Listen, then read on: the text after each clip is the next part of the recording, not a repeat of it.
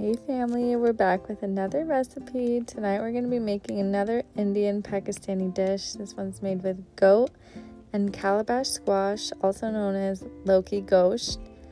We're going to start by sauteing our meat with some spices and then adding in our ginger garlic paste. Once it cooks and gets a little bit brown, we're going to measure out and add all of our spices.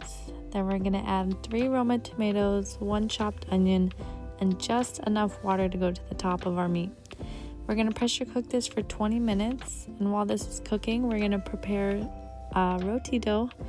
You can also use frozen roti if you don't want to do this. I know it's an extra step, but if you're feeling adventurous, give homemade roti a try. You won't regret it. To make our roti, all we need is 2 cups of flour, 1 teaspoon of salt, 3 tablespoons of melted butter, and 3/4 cup of water. And then we're going to give it a good mix. Once it's fully incorporated, you're going to start to knead your dough. You're going to need to knead this dough about 5 minutes. Once you're exhausted and out of breath, you're going to let your dough rest for about 30 minutes.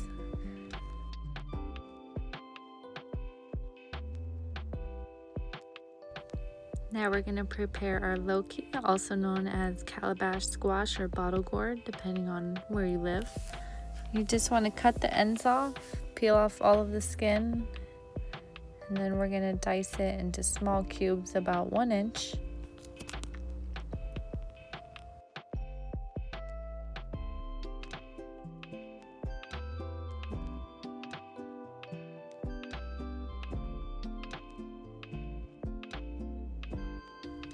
Now that our meat is done, we're going to give it a good stir and add in our squash.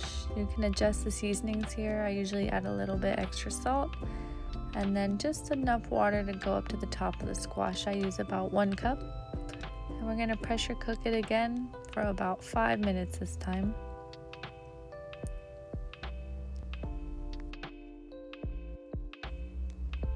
Now we're going to divide our dough into 4 pieces here before rolling it out on a floured surface.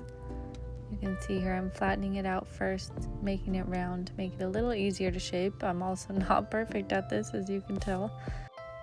I can't tell you if any of my rotis have ever come out in a round shape. While you're doing this, you want to make sure your stove is on high and your pan is getting fully hot. You don't want to put your roti into a cold pan. I let mine cook for at least 3 minutes until it's almost smoking. You want it pretty hot when you put it in at first. Once it starts to bubble, you're going to flip it and let it cook and fully bubble again. And after that second flip, we're going to add in a little desi ghee or butter on top. This just helps fully cook it.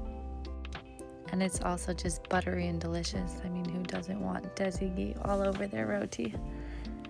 Now our squash is just about finished. It's actually finished when the oil rises to the top. So I put it into saute mode here on low for about 10 to 20 minutes. You see the oil is coming up. That's how you know it's done. You're going to top this with some coriander and serve it with your roti and salad.